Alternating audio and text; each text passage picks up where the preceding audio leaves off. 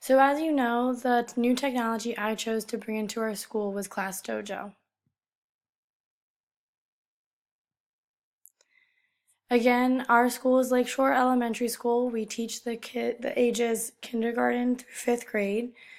We've been using clip charts as our main form of our PBIS behavior plan for the past number of years.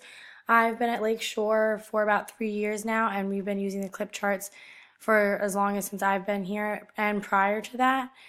And our school is very tech savvy. We use multiple forms of technology daily. We have smart boards, we have Chromebooks, we have cat boards, we have desktops, at least 4 in each classroom. We have a lot of access to technology, and our students are tech savvy as well. And the intention for this internship was to make Class Dojo be a school-wide initiative.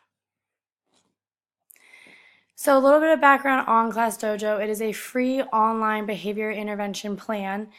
It provides instant feedback to both the teachers and, more importantly, to the students of how they're doing with their both positive and negative behaviors. One huge benefit, especially for PBIS, is that it collects data on all of the behavior. It also will collect data on attendance if you keep track of attendance on it. It also offers useful tools that all teachers will use daily or at least weekly. There's tools such as a timer that can be displayed big screen on the smartboard. You can randomly select students. You can create groups easily within seconds. You can even, within this group maker, indicate who you do not want to be grouped together really quickly, which is great for helping to manage behaviors in group settings. You can create and assign team points. And then again, in connection with the PBIS, that positive behavior, there's social emotional learning videos and activities that can be done class-wide together. And they're really fun and engaging, especially for that elementary age. So I am the mentor for Class Dojo for our school, which means I am responsible, again, for our school organizing, keeping in touch with people who work for Class Dojo. As the mentor, I get updates that are specifically sent to my email of how our school is doing, different resources or ideas we could use or utilize, as well as they have seasonal things and are constantly updating their capabilities, and I get emails about all of those. I'm able to monitor the usage of our school. I can see how much each month is positive behavior, how much communication, if we were communicating with parents, is going home to parents.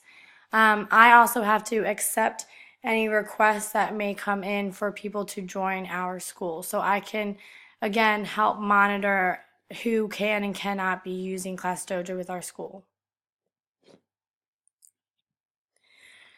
So to begin the process of introducing Class Dojo into the school, first, of course, I needed to identify what technology would be most beneficial and worthwhile for our teachers and for what our school needs are.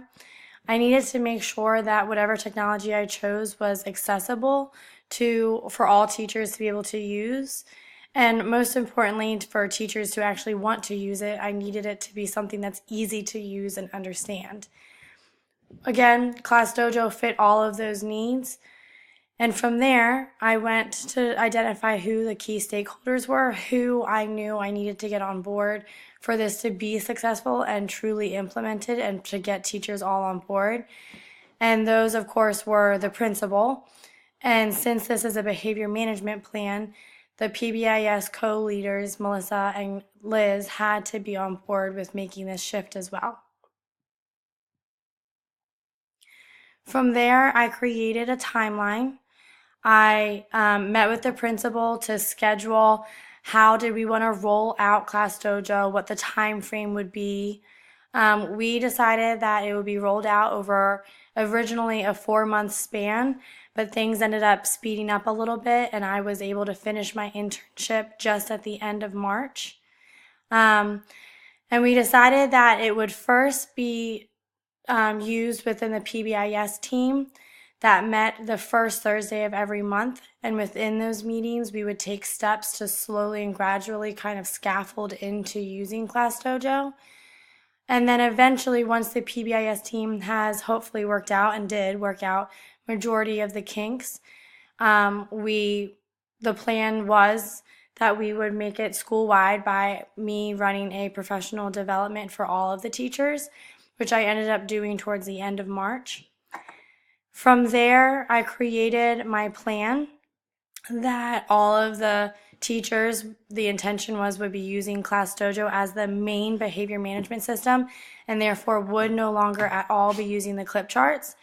And the intention and outcome was that all teachers started using Class Dojo before the fourth quarter began. So at least we knew that they would have one solid quarter of working out the kinks prior to making this truly official for the PBIS plan at the start of next year. So again, from there, I met with the PBIS team. We had at least 3 meetings. If there was a need for a fourth one right before the PD, that was part of the plan, but we were able to work everything out within those 3 meetings, all those kinks out, figure out what needed to be streamlined for all the teachers and what would be left up to teacher discretion. And then from there, as I mentioned, just a little less than 2 weeks ago now, I held a professional development for all staff members that introduced the basics of Class Dojo. It got all of the teachers set up with their classes, gave them time to play around within their class and learn those basics of assigning and awarding points and the additional features like the tools I mentioned at the beginning. In the PBIS committee meetings, the first meeting introduced Class Dojo to this small committee. We set up all of our accounts, and again, I introduced those basics of assigning and taking away points.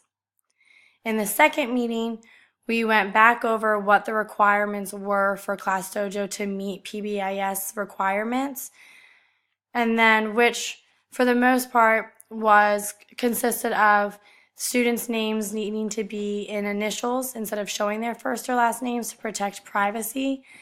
Parents were not allowed to connect to Class Dojo, even though it is a feature. And then we also initially decided that none of the points would be negative, so they could not lose points.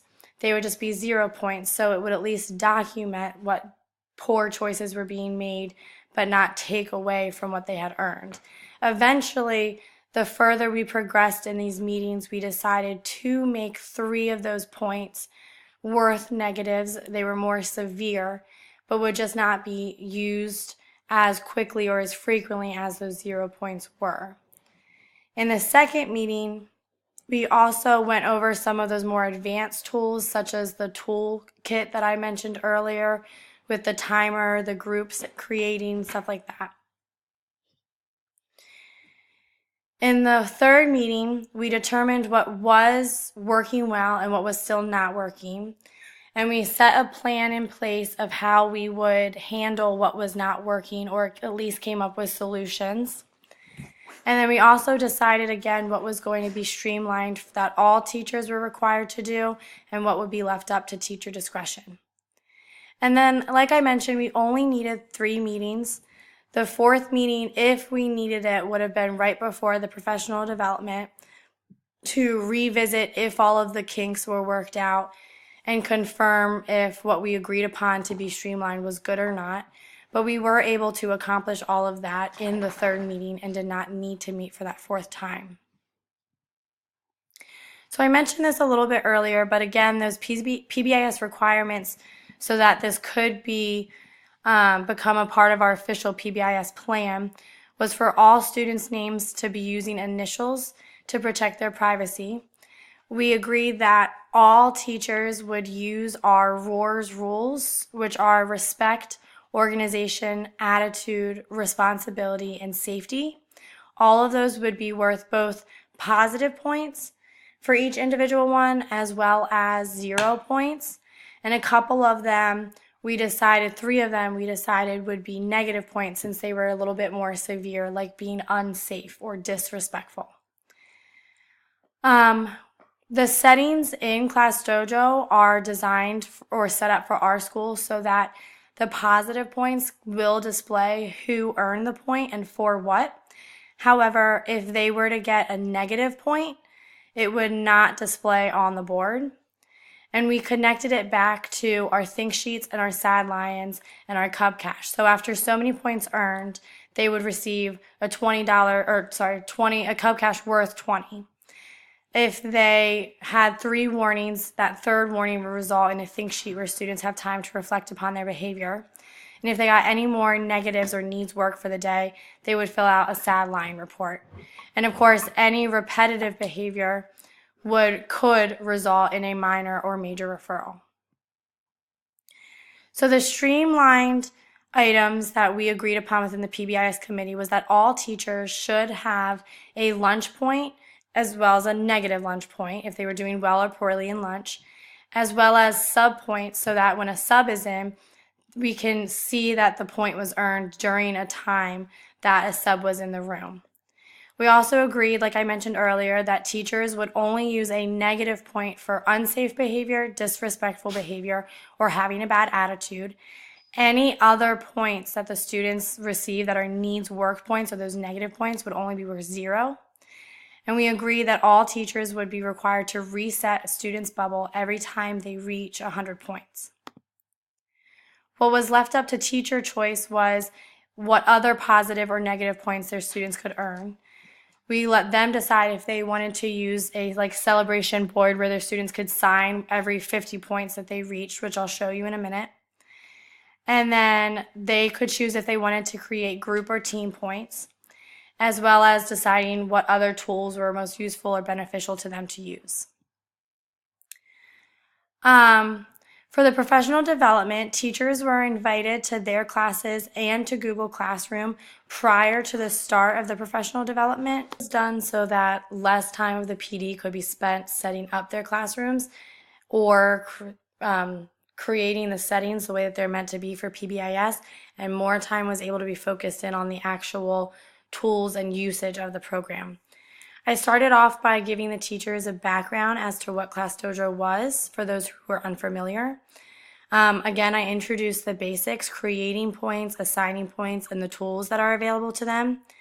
I then gave teachers some time to practice.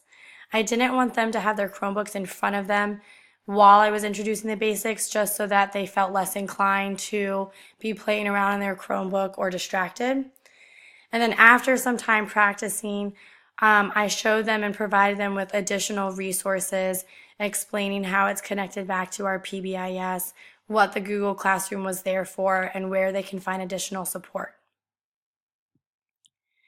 One of the materials I created for the professional development was a separate PD class that used characters from the Harry Potter movies, so that as I was assigning points or taking away points and just playing around, it wasn't messing with my actual class's points. As I mentioned, I also set up a Google Classroom account for the teachers that all of them were invited to join and have since joined.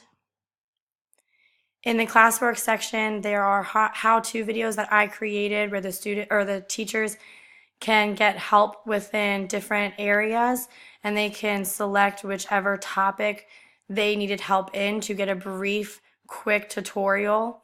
Just in case I wasn't available or they were at home trying to figure something out, they have this available to them if I'm not available.